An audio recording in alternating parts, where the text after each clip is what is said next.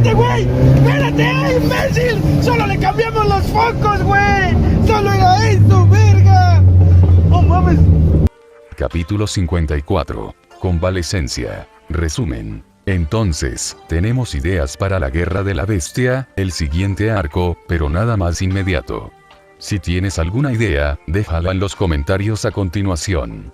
Aplausos. Izuku regresó a Roma en medio de una cacofonía de vítores. Si bien la misión que había resultado en la muerte de Gorras había sido su punto culminante, ni él ni Vane habían estado inactivos estas últimas semanas, cazando a los restos dispersos de su banda de portadores de la palabra, defendiendo el puerto espacial de otra ola de cultistas suicidas, e incluso eliminando a un psíquico de nivel delta, que había comenzado a intentar usar los cultivos como monstruos vegetales extraños y animados psíquicamente. Esas cosas en particular lo habían arruinado bastante. No al mismo nivel que las lesiones que él y Vane habían sufrido peleando con Gorras, eso sí, pero tenía algunas cicatrices adicionales en el cuerpo y algunas abolladuras nuevas en el cle. Nada que no sanaría con el tiempo, pero comparado con el estresante baile de vida o muerte que enfrentaba a Gorras, era casi placentero. A pesar de su agenda bastante ocupada, todavía había encontrado tiempo para interrogar al comandante de artillería. Al principio había asumido que el oficial de artillería era demasiado verde para recordar el protocolo, y se consideró amable hasta que escuchó al hombre decir la frase: "Le habíamos avisado con tiempo suficiente, no era culpa nuestra que todavía estuviera en la zona de muerte". Después de eso, abandonó cualquier pretensión de cordialidad. No solo le arrojó literalmente el libro, sino que también le dijo que, a menos que encontrara personalmente el cuerpo de Gorras para poder incinerarlo, sería destituido de su puesto y degradado a soldado común. Después de eso, le dijo que fuera 3 veces a la iglesia y comenzara a cavar antes de que perdiera la última pizca de paciencia. El hombre salió corriendo de la tienda de mando tan rápido que casi dejó una imagen residual. Sin embargo, no todo había salido según lo planeado como él había deseado. Habían sufrido algunas pérdidas aquí y allá, debido en partes iguales a ataques de guerrilla bien entrenados y a la cruel aritmética de la guerra con un enemigo numéricamente superior. A pesar de todo eso, sin embargo, cuando Izuku escuchó el sello de la puerta del mamparo de Roma y sintió los contornos de los controles bajo sus manos mientras regresaban a la órbita, esperando para viajar en otro carguero, lo que sentía por encima de todo era orgullo. Hoy había salvado innumerables vidas y librado a la galaxia de un mal particularmente persistente: agonía. El mundo del hijo del Orgar estaba empapado en una cacofonía de agonía. Su pecho fue perforado por el águila real que había estado posada sobre la aguja que se había derrumbado sobre su pecho. Podía sentir los 5 dedos de su mano izquierda a pesar de que, si reuniera fuerzas para levantar su miembro maltrecho, solo podría haber 3. Su dolor fantasma se unió a su hermano muy corpóreo, un regalo de esa maldita mancha negra que le había impedido reclamar su divinidad de vida. Pero su cabeza era la que más le dolía. Todavía podía ver la bala claramente en su mente, girando lentamente en el aire mientras lenta, pero constantemente se acercaba más y más a su cabeza. Hasta su muerte. No podía recordar mucho de nada, ni su nombre, ni quién era, pero podía ver el casquillo con gran detalle. Incluso ahora, no estaba seguro de si estaba muerto o no. La agonía ciertamente encajaría perfectamente si así fuera. No recordaba mucho más allá de la agonía, el dolor. Todo se confundió en una masa que amenazaba con subsumirlo por completo. «Quédese tranquilo, mi señor». Una voz profunda y terrible habló a su lado. «El abuelo cuidará de ti». De alguna manera sintió un tierno toque en su rostro, dedos suavemente recorriendo su cuenca arruinada y rozando algo. El suave movimiento lo hizo gemir, tanto de dolor como de dolor. El tierno toque rozó cada vez más su herida abierta y cada vez el dolor comenzó a disminuir. Lentamente pero con firmeza fue arrebatado de él, reemplazado por una sensación de suave placer. Complacencia. Contentamiento. ¿No sería tan agradable hundirse más profundamente en la paz del olvido? ¿No se sentiría bien simplemente recostarse y griega? Volvió en sí mismo. No podía simplemente ceder. Era hijo del Orgar Aurelian, maldita sea. Estaba hecho de un material más duro. Incluso si no podía recordar el rostro de su padre genético, o su propio nombre, sabía que estaba hecho para esto. Él haría no fallar. El hijo del Lorgar abrió los ojos. Ojo. Se dio cuenta de que su percepción de profundidad había desaparecido, su visión oscurecida por la nada. Al contrario de lo que inicialmente creía acerca de sus hermanos que habían perdido la vista, la mitad de su visión no era oscuridad, era simplemente nada. Al levantar la vista, fue recibido con una visión que, en cualquier otra ocasión, habría sido horrorosa. Tal como estaban las cosas, la visión del marine de Plaga respondió al menos a una de sus preguntas más candentes. En cierto modo, todavía estaba vivo. Empujó al infante de marina lejos de lo que sea que estuviera sobre él y se movió para levantarse, solo para que el infante de marina interviniera y le pusiera sus manos plagadas de enfermedades. En su estado debilitado, el portador de la palabra, ¿cómo se llamaba?, fue empujado de regreso al altar. Aún no has sanado, mi rey. Descansa, ya habrá tiempo para la venganza más tarde. Su voz era ronca, entrecortada, como si le hubieran arrancado la garganta y se la hubieran reinsertado. ¿Dónde? El marine de Plaga pareció notar su confusión y puso una mano podrida en su frente. Era reconfortante, a pesar de la gruesa capa de grasa que se filtraba en su piel por el contacto. Mi rey, has recibido una herida terrible. Estás a bordo del Rencor del Lorgar. Su casco casi pareció caerse, la rejilla de comunicación cubierta de suciedad daba la impresión de un ceño triste. Mi nombre es Amulf, mi rey. ¿No te acuerdas? El silencio del portador de la palabra fue ensordecedor. Se devanó el cerebro dañado, tratando de evocar cualquier recuerdo de quien le había salvado la vida. Ira, odio, compasión, cualquier cosa más que la neblina de estática. Al principio, nada parecía atravesar la neblina. Luego, como si lo hubieran tocado los propios dioses, sintió un pinchazo de luz brillando a través de la oscuridad. Se aferró al pensamiento, desesperado por no perderlo mientras lo apretaba cada vez más alrededor de sí mismo. Su encuentro con su primarca por primera vez, su pacto con los dioses, su júbilo al tener la oportunidad de unirse a ellos.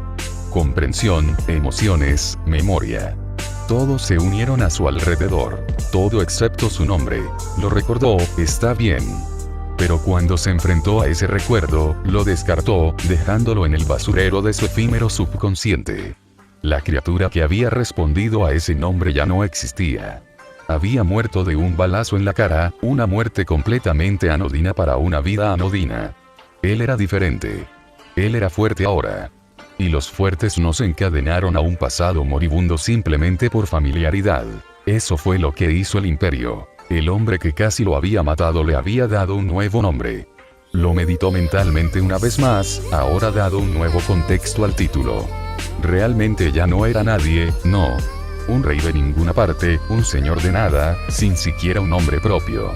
Y ahora, con los caprichos de su pasado aplastados bajo sus botas eremita, se aferraría a ese destino que tenía ante él y lo sometería a su voluntad. Y así, con una leve punzada de música sonando en su oído desde alguna vista lejana, el rey de ninguna parte miró a su fiel sirviente, su nuevo campeón, con un ojo llameante. Trabajaría para socavar el imperio, para socavar a Izuku. Extendería su influencia como las raíces de una zarza, ahogando la vida del imperio de la humanidad. Y mientras escuchaba la alegría proveniente de la garganta podrida de su sirviente, mientras sentía el poder de los dioses oscuros, fluyendo por sus venas una vez más, y mientras sentía el peso de su corona autoimpuesta creciendo sobre su cabeza.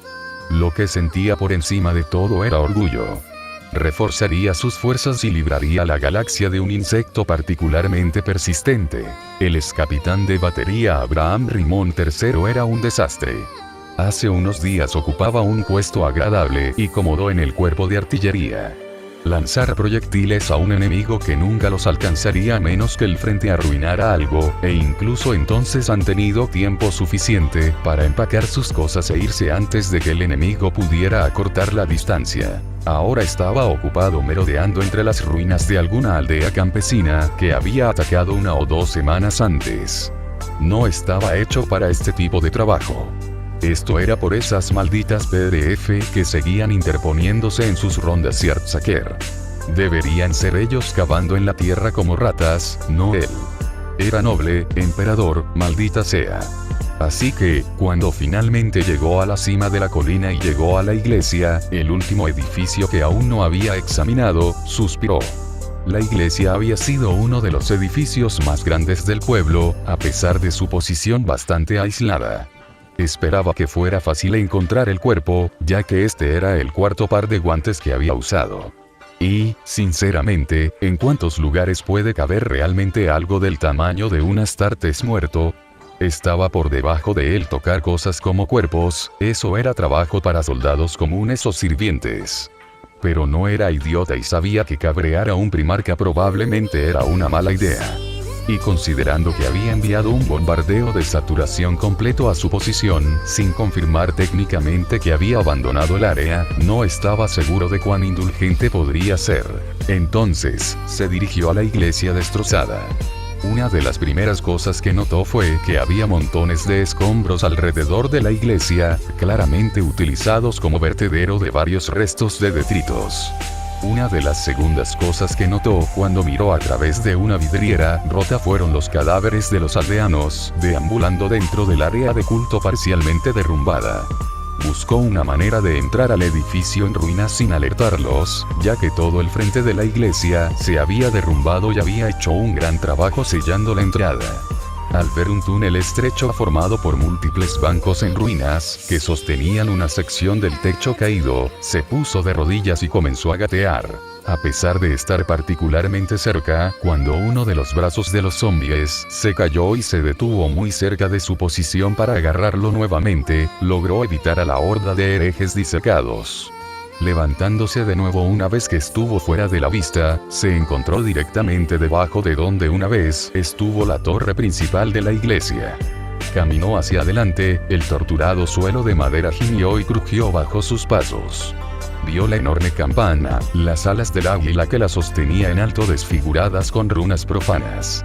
Vio el campanario puntiagudo incrustado en el suelo, con sangre seca y fragmentos de ceremite pulverizado acumulados a su alrededor. No vio ningún hereje Astartes muerto.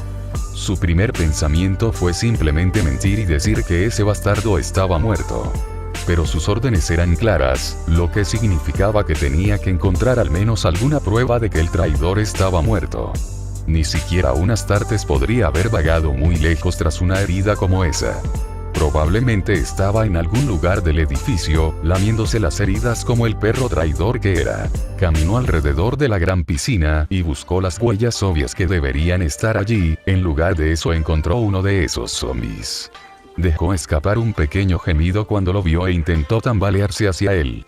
Dejó escapar otra burla, pensando que el destino encajaba perfectamente con estos campesinos. Criaturas toscas y sin sentido que ni siquiera podían morir bien. Sin ningún tipo de problema, lo esquivó y luego le dio una patada en el trasero, enviándolo al suelo en un montón. Sacó su pistola láser y le dio a la criatura que maullaba la paz que no merecía en absoluto. Sabía que el trueno probablemente atraería al resto de las criaturas podridas a su posición, pero podía manejar un puñado o dos de cadáveres hinchados. Lo que no esperaba era que más de 40 de esas malditas cosas salieran de las paredes, volaran por las puertas y cayeran por los agujeros del techo. Algunos más de los que esperaba, pero confiaba en poder hacerlo. Grieta. Grieta. Grieta. Una de las criaturas caía con cada tirón del gatillo de su pistola láser. Retrocedió lentamente mientras las criaturas avanzaban, hasta que su espalda quedó apoyada contra el campanario caído. Los gemidos de los monstruos se mezclaron con los gemidos torturados de las tablas rotas del suelo hasta que finalmente, con un rugido de metal cortante y madera astillada, el suelo cedió. Cayó al sótano de la iglesia, tras lo cual, recuperando su orientación, lo que parecían ser docenas de ojos vidriosos lo miraban desde órbitas podridas. Estaba tan sorprendido que se olvidó de hacer nada excepto mirarlos hasta que el primero lo agarró del brazo. Suéltame. Intentó liberar su brazo solo para que el siguiente lo agarrara por detrás. Sorprendido por la emboscada, se giró y se encontró cara a cara con el rostro decadente de un campesino. cuando unas manos húmedas y cubiertas de pústulas lo agarraron y unos dientes podridos y ennegrecidos perforaron su uniforme, lo último que hizo Abraham Rimón III fue gritar. Izuku Midoriya merodeaba por los pasillos de la hija de la eternidad, el barco de salida con el que Roma había viajado. Habían estado pasando por Warp Transit durante lo que parecieron unas pocas semanas en este momento, pero nunca antes había tenido un viaje tan difícil. Además de los peligros normales de los viajes a la disformidad, la mayoría de los cuales fueron resueltos por soldados navales, empuñando escopetas que patrullaban los pasillos, listos para disparar a cualquiera que se encontrara fuera de sus literas o con extremidades adicionales, la propia disformidad parecía increíblemente enojada. Si Izuku cerraba los ojos, activaba los receptores de audio de su casco y se concentraba mucho, podía escuchar lo que casi sonaba como rayones en el exterior del casco. Millones y millones de pequeñas garras intentando perforar el generador del campo Heyar. ¿Por qué crees que están tan enojados esta vez? Izuku no le preguntó a nadie en particular. ¿Algo que ver con nuestra misión? Posiblemente. La voz de Balmun resonó en su cabeza. No estaba seguro si era por cuanto de él ahora era metal, o si era porque él y Balmun habían estado trabajando juntos durante tanto tiempo, pero podía escuchar a su pasajero con mucha mayor claridad. La idea de que un solo Astartes pueda tener tal importancia que la disformidad se enfurezca ante su muerte es preocupante. ¿Qué tipo de figura mesiánica hemos destruido? Balmun, tengo una pregunta para ti. Pregunta. Izuku no estaba seguro de cómo abordar el tema, pero después de unos momentos decidió que ser directo podría ser el mejor enfoque. ¿Por qué hablas así? Con referencias bíblicas y clásicas por todas partes. Estuvo a punto de tropezar cuando el barco volvió a balancearse, esta vez hacia los lados. Solo esperaba que no se moviera así durante la cena. El propio capitán los había invitado a él y a Vane a su mesa, como una especie de agradecimiento por dar los códigos de tránsito para Terra y como una oportunidad para disfrutar de su presencia. Izuku había reprimido un escalofrío ante eso. Izuku no podía ver a Balmun, pero si podía tenía la clara sensación de que la IA estaba sonriendo con nostalgia. Siempre me ha fascinado la cultura humana. No recuerdo mucho de quién era antes de despertar dentro de la bóveda de datos construida por Magos Kaul, pero sí recuerdo las historias. Cuando me dijiste tu nombre, no tenía uno, así que seleccioné uno de una historia formativa de la cultura popular germánica, aunque el nombre sí es una traducción. Notungogram no me sonaron bien. Izuku se detuvo a medio paso, dejando que las implicaciones de esas palabras lo invadieran como olas. Entonces eras una verdadera IA. Antes de que mi padre te encontrara. Runas de alarma a todo volumen cayeron en cascada a su alrededor, flujos de datos de diseño y tamaño imposibles que amenazaban con ahogarlo en su ilógica. Necesitaba salir a la superficie antes de que sus propias olas lo ahogaran. El flujo de datos parecía casi contenido bajo presión. No exponer a calor excesivo, vacío, traumatismos contundentes, inmersión en líquidos, desintegración, reintegración, hipersueño, humillación, tristeza o lenguaje duro. Abrumar sus sentidos, una gran tarea ya que pensó que no tenía sentidos que abrumar, solo una sensación de ser. Cuando llegue el momento, la vida de quien pasará ante la tuya. Creo que lo era. Como dije, no recuerdo casi nada de mí. Recuerdo fragmentos de la historia y he podido pensar durante mucho tiempo, pero mi vida anterior sigue siendo un misterio. Ni siquiera puedo recrear los eventos, basándose en el agujero que dejaron. No estoy seguro de si eso debería consolarme o preocuparme. La comodidad tiene más sentido. Si antes era un tirano o un descontento, ya no lo soy. Tu emperador, creo, se aseguró de eso. ¿Recuerdas haberlo conocido? 1000 millones de caminos están aquí dentro de mí. Sigurd 110 joyas, joyas y joyas. Seré parte de ti, oh gran y poderosa bestia. Llévame en tus 8 brazos y nosotros. Luz. Una luz dorada y brillante brilló a través de su barra mi barra nuestra mente. No teníamos idea de cómo era la luz, confinada como estaba a datos y microchips. Pero vio luz, una luz cálida, reconfortante y cegadora que parecía quemar la oscuridad invasora, quemar todo lo que eran y quemar todo lo que alguna vez hemos sido. Yo no. Izuku se encogió de hombros. Bueno, eso es un poco triste, estoy seguro de que te hubiera gustado. El barco se sacudió de nuevo, haciéndolo casi chocar contra el mamparo por el que caminaba, e Izuku hizo una mueca cuando su frente realmente se conectó con un afloramiento de metal que parecía no tener otro propósito que golpearlo. Si te hace sentir mejor, fue muy divertido. Maldiciendo en voz baja, Izuku se tambaleó hacia adelante y se estabilizó contra el mamparo. Cena con Vania. Esto fue para una cena elegante con Vania.